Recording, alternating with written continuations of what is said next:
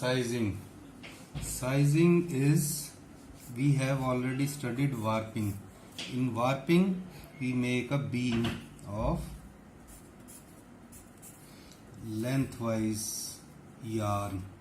लंबाई में जो धागे होते हैं कपड़े में, उसके लिए एक बीम बनाते हैं धागे को कपड़े में कन्वर्ट करने के लिए. इसे हम वार्पिंग बोलते हैं. अब ये बीम तो बन गया, बट इस बीम को जब चलाएंगे कपड़ा बनाने के लिए तो इसके चौड़ाई में धागा डालेंगे. धागा डालेंगे तो दोनों तरफ से इसे उठाएंगे.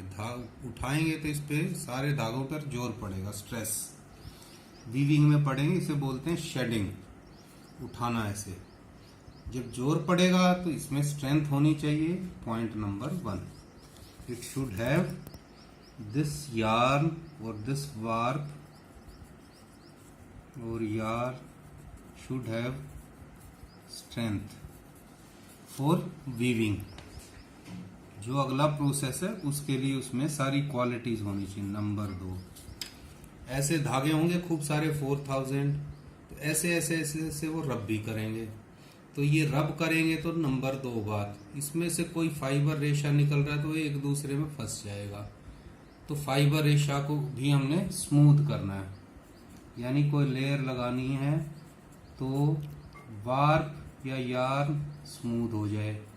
थर्ड, धागे के को मिल्ड्यू मोथ खा जाते हैं तो हमें वो भी नहीं खाने चाहिए. तो इसके अंदर कुछ ऐसी चीज लगाएंगे कि जो खाए नहीं.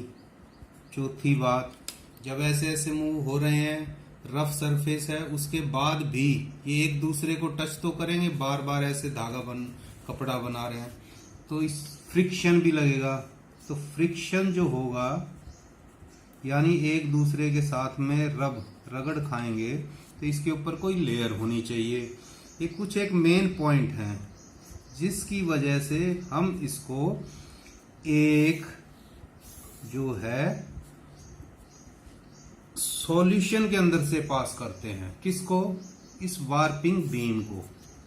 और वो सॉल्यूशन है ये साइजिंग जोन. ये है बीम, यहां से इसमें पास करेंगे और इसके अंदर सॉल्यूशन के अंदर ये सारे मटेरियल परसेंटेज के हिसाब से डाले हुए हैं. धागा ये आ रहा है, ये बीम है, देखो लिखा हुआ वार्पिंग बीम. ये वार्पिंग बीम खुलेगा, ऐसे चला, फिर ऐसे गया, फिर इसके ऊपर से ऐसे गया, फिर ऐसे गया. ठीक है.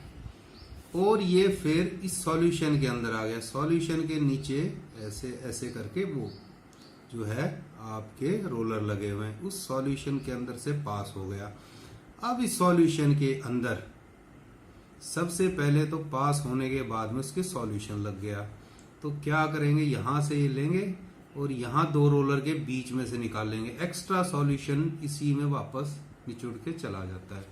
और फिर इसे लाएंगे, क्योंकि ये अब गीला है, because this is to be dried, इसे सुखाना है. तो इसको यहां पर कई सिलेंडर्स के ऊपर से पास करेंगे. इन सिलेंडर्स के अंदर जो है बॉइल्ड वाटर या एयर होगी, ये गर्म होंगे. When they are heated up, तो इसके ऊपर से किसी स्पीड से बहुत ज्यादा तेज पास कर देंगे तो वो गीला रह जाएगा. धीरे पास करेंगे तो वो गर्म होके सूख जाएगा धागा, और सूखने के बाद और ज्यादा गर्म होके ब्रिटल होके कड़क होके टूट जाएगा. तो ये स्पीड भी मेंटेन करनी है और टेम्परेचर भी. तो एक रोलर के ऊपर से गया, थोड़ा सूख गया, फिर दूसरे के ऊपर से, फिर तीसरे के ऊपर से, चौथे के नीचे से, 5वें के ऊपर से, 6ठे के नीचे से और 7वें के ऊपर से. यहाँ पर धीरे धीरे धीरे धीरे शीट वार्प की, इसकी वार्प की शीट, वार्प यानी लंबाई वाले धागे की शीट ऐसे पास हो जाती है. ये देखो drying cylinders, these are the cylinders which will dry, सुखा देंगे. और ये हीट अप होते हैं और ये ड्राइंग जोन हो गया, सुखाने वाला जोन. तो यहाँ पे पहले खुलेगा, फिर यहाँ साइज लगेगा यानी मटेरियल सॉल्यूशन लगेगा, जो ये 4-5 काम करेगा. उसको स्ट्रेंथ देने के लिए, उसको स्मूथ करने के लिए, फ्रिक्शन लेस करने के लिए, एंटी स्टैटिक जो है सिंथेटिक है, अगर फाइबर वो ये धागा, तो वो आपस में जो है चिपकेंगे भी, तो एंटी स्टैटिक भी हो गया। और फिर उसके बाद में इसके जो है और भी पॉइंट्स थे, वो हम बाद में डिस्कस करेंगे।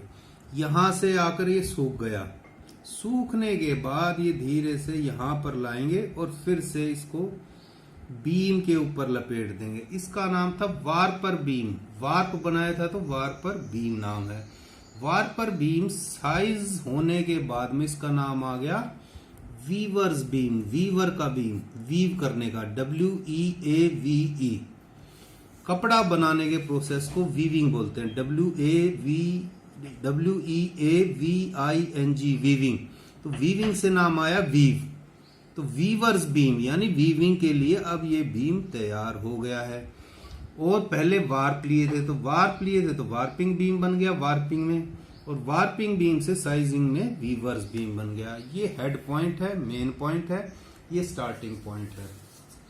साइजिंग, साइजिंग में टेंशन है, हेल्ड टाइटली वीवर्स बीम। देखो वीवर्स बीम को पकड़ना है और it yarn passes over back rest over under lease rod, यानी इन रॉड्स के ऊपर से नीचे से पास होगा। ठीक है, ये सारा ज्यादा सा कहानी की जरूरत नहीं है। क्या क्या ऑब्जेक्ट्स हैं, सबसे पहले हमें उसकी वीविंग, आगे का प्रोसेस क्या है, कपड़ा बनाना। कपड़ा बनाने के लिए कौन सा प्रोसेस आता है, वीविंग, वीव करना। Weaving is the name of conversion of यार इनटू फैब्रिक, धागे को कपड़े में बनाना, जो शर्ट पैंट, उसे वीविंग में करते हैं। वीविंग करने के लिए क्या क्या चाहिए हमें, स्ट्रेंथ ज्यादा चाहिए, इसका सॉल्यूशन डलेगा। धागा स्मूथ चाहिए, नहीं तो आपस में जो फ्रिक्शन या घर्षण होगी उससे वो खराब हो जाएगा। हेयरीनेस, ऊपर जो फाइबर निकले हुए हैं वो चिपकाने हैं। और कोई भी चार्ज, स्टैटिक चार्ज, जो स्वेटर में नहीं आता, बाद में झड़कते हैं तो बिजली सी चमकती है या कई बार करंट लगता है, वो चार्जेस होते हैं स्टैटिक चार्ज, वो नहीं डेवलप होना चाहिए। फ्रिक्शन खत्म हो जाना चाहिए। ये फ्रिक्शन तो था आपस में, ये तो है धागे का आपस में। धागे के भी तो दो फ्रिक्शन होंगे, एक धागा आपस में भिड़ेगा और एक धागा मशीन के पार्ट से भी भिड़ेगा, ऊपर नीचे जाएगा। तो मशीन के पार्ट से भी और अपने से भी खत्म होना चाहिए। ये है पहला ऑब्जेक्ट, जिसको 5 ऑब्जेक्ट्स में कन्वर्ट कर सकते हो। दूसरा है वेट बढ़ जाएगा, क्योंकि इस पे सॉल्यूशन लगेगा तो कपड़े का वेट बढ़ जाएगा। और कोई आपको फीलिंग बनानी है, कोई शाइनिंग चाहिए, कोई उसके अंदर और मटेरियल डालना है ताकि ये इसको कोई खा ना ले, तो वो चीज करने के लिए भी इसमें कोई चीज मिला सकते हो। These are objects. इसके हिसाब से इस साइजिंग बॉक्स के अंदर में इंग्रेडिएंट्स या सॉल्यूशन के अंदर मटेरियल डाला जाता है पानी के साथ। अब वो क्या क्या मटेरियल डालेंगे, फाइबर को चिपकाना है, हेरीनेस कम करनी है तो एडहेसिव डल गया। इसको अच्छा सा सॉफ्ट करने के लिए, स्टैटिक चार्ज खत्म करने के लिए ये डीलस्टर डल गया। वेट बढ़ाने के लिए वेइंग एजेंट डल गया। एंटीसेप्टिक डल गया, मिल्ड्यू यानी कीड़े मकोड़े ना खाएं। तो ये कुछ एक चीजें इसमें डाल देंगे। ये हैं चीजें डालने की। एडहेसिव डालेंगे। एडहेसिव कौन सा होता है, चिपकाने वाला पदार्थ सारों को चिपकाएगा। जो मान लो कि राइस में से या मेज में से जो निकला होता है स्टार्च, वो गाढ़ा गाढ़ा सा, वो डाल दिया। लुब्रिकेंट, आपस में घर्षण ना करें, इसके लिए कुछ ना कुछ लुब्रिकेशन के लिए डालेंगे। ये हो गया मटन टेलो वैक्स। सबसे इजी याद करना है, वैक्स या कोकोनट ऑयल, नारियल का तेल या मोम। ये लगाने के बाद घर्षण नहीं होगा, ऊपर लेयर बन जाएगी। सबसे इजी याद करना ये दो हैं, बाकी लिखे थे बाद में कर लेना। पानी सोखने की क्षमता होनी चाहिए, इसके लिए मैंगनीज डाल दिया, मैंगनीज पानी सोखता है, या ग्लिसरीन। एंटीसेप्टिक यानी कीड़े पकोड़े ना खाएं, इसके लिए डाल दिया जिंक क्लोराइड। ठीक है, मैंगनीज क्लोराइड इधर डलेगा, जिंक क्लोराइड इधर। वेट बढ़ाने के लिए आ गया, उसके अंदर कुछ ना कुछ सॉल्यूशन जो भी डालेंगे, ये डल ही रहा है ऊपर। बाइंडिंग एजेंट, देखो एडहेसिव और बाइंडिंग एजेंट। गोंद डाल दी कम, चिपकाने वाला पदार्थ गम है, चिपकाना किसको, स्टार्च को चिपकाना और वैक्स वगैरह को। टिंटिंग होता है कलर, कोई हल्का सा टेम्परेरी कलर देना है। मान लो कि सफेद कलर का एक धागा चल रहा है, दूसरा तुम्हें उसको डिफ्रेंशिएट करना है तो पिंक कलर का चाहिए, तो उसके अंदर हल्का सा जैसे होली का रंग नहीं होता टेम्परेरी, वही डाल दिया तो पिंक दिखने लग जाएगा कि ये वाला इस कपड़े के लिए है, ये वाला इसके लिए, अलग अलग करने के लिए या उसको शाइनिंग इफेक्ट चमक देने के लिए टिंटिंग मटेरियल, यानी टिंट मतलब कलर जो कि टेम्परेरी है, ये डाल दिया। बस ये साइजिंग सॉल्यूशंस इसमें डलेंगे, ड्राइंग होगा और यहाँ पर फिर वीवर बीम बन जाएगा वार्पर बीम से। वीविंग के लिए ये रेडी हो गया।